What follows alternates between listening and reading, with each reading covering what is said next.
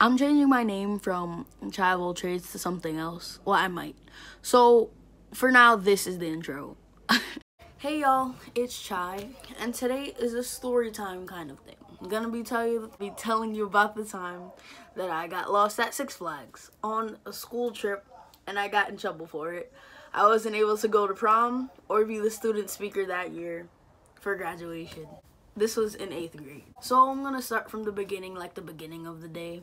We're on our way to the trip, all is well. We're going in. This is the first bad thing.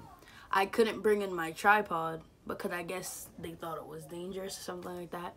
So I couldn't bring in my tripod. I had to leave it at outside of the park, and I hid it somewhere. We'll come back to this later. But either way, I wasn't able to bring my tripod, and I only brought that, because I was going on rides, and I was gonna record it. Anyway, so that was the first bad thing that happened because it ruined a lot of plans. We go inside. Everything's fine for now. And then fast forward a little bit, I also get on a ride. This story's all choppy. Okay, so I get on this ride, and then I think it's called the Joker or something like that. And then my Ray-Bans broke, the lenses, it broke. And my mom it was a whole thing. I had to call my mom, and I was like, the sunglasses broke. And it was a big thing. That too, and my friend's phone fell off the ride into the bottom of it. He got it back later on, but that's not really important to my story. Anyway, we move on into the day. I'm with my friend Besan now. We were supposed to be with this girl named Veri, but she didn't seem interested in getting on any rides with us. So basically, she was by the snack area or something with other people. Yeah, either way, we were separated from her, so it was me and Besan now. Alright, it's getting late, and we have a little bit of time left. So then, we get to we have this ride that we've been wanting to get on this whole time. It's the King Ka. This is Six Flags, New Jersey, and this is just somewhere that, we wanted to go. We wanted to get on this ride. So we're waiting in line for the ride. There's no way for us to get back out or anything. And so, we're stuck. But then we realize, time's running out. And the ride keeps getting stuck. As it goes on, as people are getting on and stuff, the ride keeps getting stuck. And they have to fix it. They're not letting anyone out or anything like that. So, basically, we finally get on the ride. It's, a few seconds. If even, it's not even 30 seconds, the ride. It's, really quick, go up and down. Yeah, we see the pictures and stuff. And then we're like, oh, crap. It's late. Guess what happens? It starts raining, okay? It starts raining, pouring on us. Pouring. And then, I don't know which one of us had hurt leg. Or something. I think it was Besan or something like that. But we had to run back to the bus. So we're going, we're running, oh, now we're gonna be late. Oh my God, they're gonna be upset, stuff like that. And everyone's asking where we are, oh, where are you? And I'm I'm coming, we're coming. And so then, we go back, and I'm wait, my tripod, we're already out of the park by this point. So then, I go to try to get my, tripod, and someone stole it. So, yeah, basically, someone stole my tripod for my camera, and I wasn't able to get that back, and I didn't have time to ask any questions because we were late already. So I couldn't ask where my tripod was, and I was just upset about that already, and I was just oh damn. But it's raining hard, we don't have time for this. My hair is out and getting soaked. So me and Besan are both soaked, and we're just running. We don't know where the bus is. So then we have to ask around. We're over here going around the parking lot, and we're oh, where's the bus? And then we finally find the buses. First we went to buses that weren't ours, and it was kind of awkward. And then we found the real buses. So we get on the buses, and then all the teachers are looking at us these were teachers they were all having a good time. Everyone's having a good time. All the students are oh, we're happy you're back, da-da-da, we thought we were missing, oh, we thought we were lost, all that stuff. But all the teachers are giving us dirty looks and stuff, and I'm just oh, damn. And I'm just it wasn't our fault. It started raining, we got stuck, and it just they didn't believe us, they didn't have us. They were you inconvenienced everyone, it was like your fault. You knew what you were doing. Why would you do it? Like, people are trying to get home and now you delayed the trip, the bus and stuff, as if we did it on purpose. Now, please tell me why I would do that on purpose. Why would I want to get home late on purpose? Don't, like, it doesn't make sense to me. On the bus back, it's like I'm soaked. So, I mean, I had to put my hair up in a ponytail. And, like, all the teachers are still, like, just not having it. They're still upset. Everyone's just talking, asking us questions. Oh, where did you get stuck? Did you get stuck at the top of the roller coaster? And I'm like, no, okay? Yeah, we didn't get stuck. I'm sorry. Our story wasn't that exciting for you. But either way, we were stuck somewhere and we couldn't make it back. So, we get to the school. Like, this part is kind of blurry. This is a few years ago. But either way, like, the teachers were talking about it, and they were like, oh, we'll talk about your punishment, saying that me and Besan were going to be punished for this. Yeah. And my mom wasn't very happy about that, and neither were a lot of people. Besan wasn't happy. She was like, it wasn't your fault. Because, like, I was getting, like, the blunt of the punishment. Besan's... She's Palestinian, right?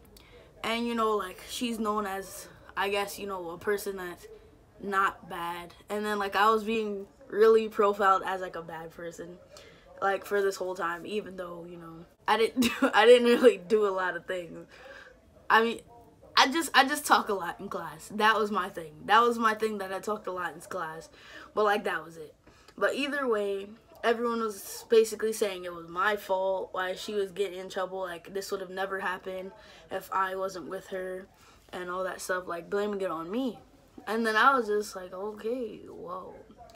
So the weekend goes by. I'm talking, like, to my mom, and I'm saying I feel like I should write a story explaining it to everyone.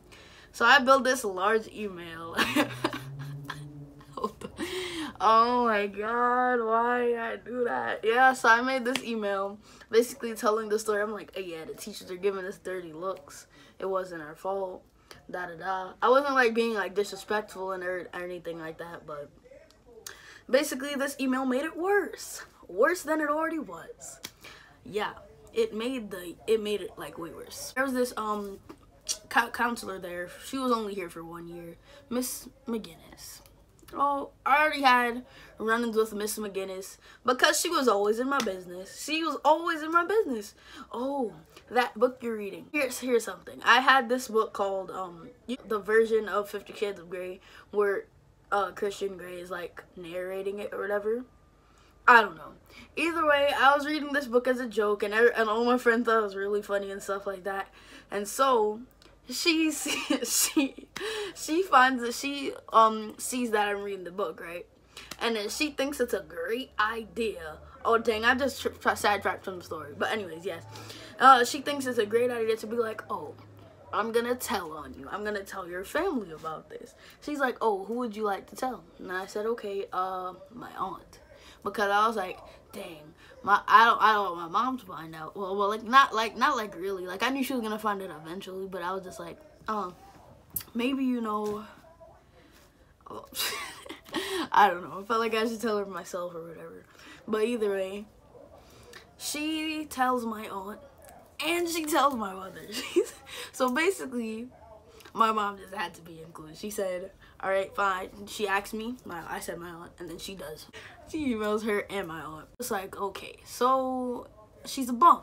Yes. And I was just basically thinking, like, okay, so this is none of your business. Why is it any of your business what book I'm reading anyways? Like, excuse you, did I get this from the school library? I'm not doing anything illegal. Why are you there? I don't understand. Like, ma'am, leave. She just came here that year. I didn't know her like that. I didn't really trust her. So I just didn't feel like, you know, comfortable with her. And then she just goes and, like, there's, like, I'm pretty sure there's more instances that I've had with her. But that was the one I will remember for a while. Yes. So anyway, back to the story. Yeah. So I write this large email about this. And then it was to the whole class of 2020. Basically every student that was on the trip and people who didn't even make it to the trip got this email. And the teachers and all of the teachers that were chaperoning. So basically, after that, yes, as that made things worse, I had to go talk to the teachers. So they said I was voted as the student speaker for my 8th grade graduation. And you know, I was like pretty excited about that. I mean, of course, that's a pretty big thing. And then also I couldn't go to the prom that was that year. And so me and my mom, we were trying to go to the teacher, try to make it better. Like I ended up like bawling my eyes out and stuff like that. I'm not like really a person to really cry, so that was also a big thing. And then Miss McGinnis just like no, I'm sorry. And then I talked to Mr. Hendricks and Mr. Jackson about this. They're just like well, we were on your side, but then that email came out. Maybe I should like put the email in the description. I think I might do that. Yes, but so everyone is just so offended by this email. I had to apologize to all the teachers, and then they had a vote. Saying, should we let her go to prom, or like should they still have me be the student speaker? So basically, they were just voting on my fate. And yeah, all the teachers were just like, nah, sorry. Still hurts to this day. Like, teachers I was close to were like, I was just trying to talk to them. They were just like, oh, no, I don't care. Some teachers, they flat out ignored me. And this other teacher was like, well, I mean, oh my God. Like, looking back on this, I just hate this so much. Some of these teachers aren't even gonna be here this year, to be honest. Like, I'm not gonna like name those names, but this one teacher, one time in lab, like there was a lab with corn syrup, right? And then I ate some of the corn syrup and it was cracking up, and then she was like, oh my God, why are you eating the lamb with them? That's dangerous. And I was like, but it's corn syrup and something edible. And I got a conduct cut. So, you know, there was like a warning, a something else, and then a conduct cut. And so anyway, so I got a conduct cut for then. I was just like, okay, I mean, you know, lab stuff. But this teacher, oh my God. Like, I feel like I just sound like it's me that's the problem with all these teachers. But I feel like I have a strong personality, and some teachers end up resenting me for it and think I'm annoying. So that could also come off in their actions. Yeah, I had bad run-ins with that teachers too. You know, with talking and stuff like that. Just love to hear my own voice. Yeah, anyway, so things like that happened, and like all the teachers like no. And I was just like, damn, I had already gotten my dress, all my other stuff and stuff, everything was prepared for that. I got these gold sneakers to go with my red and gold dress. I had a crown thing, or I had a leaf crown. Like, I had everything. Everything was set. Everything was perfect. I was writing my speech. I was ready to have a good end of 8th grade. Nope. I blame Six Flags. Oh, and guess what happened? They called Six Flags to ask if the ride was delayed during the time that we said. And I was... Oh my God. I mean, so basically they were saying we were liars. Either way, they called Six Flags. I don't know if they found out or not, but I hope Six Flags told them the truth, like we told them the truth. Because okay, sir. We're the only 2 people left. It's raining, pouring. And you don't think that's the reason why the ride got delayed? Like, it was raining. There's so many factors that could have gone into this ride actually being delayed. And that, whatever. Okay, let's just not continue on that. My friends, they went to the prom without me. And I missed out on a lot of things. The speech went to this other girl. I remember her name, but I don't feel like, you know, I'm not trying to like mention people's first names in this. Yeah, it went to this other girl. She got the speech.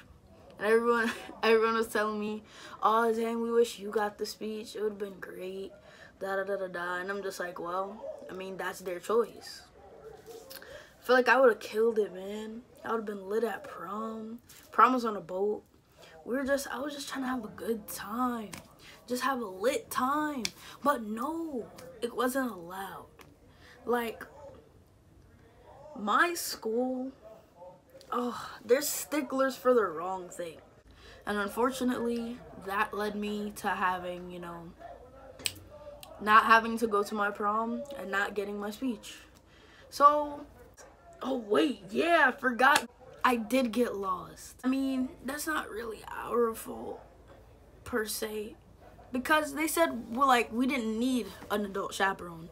So anyway, we both got lost, were rained on, and the ride was stuck. So these were all factors that led to us being late to the bus. Anyway, that's my story of how I got lost at Six Flags on a school trip. Sorry guys, I forgot the outro. I hope you enjoyed the video because I enjoyed making it. Have a good time. Bye, y'all.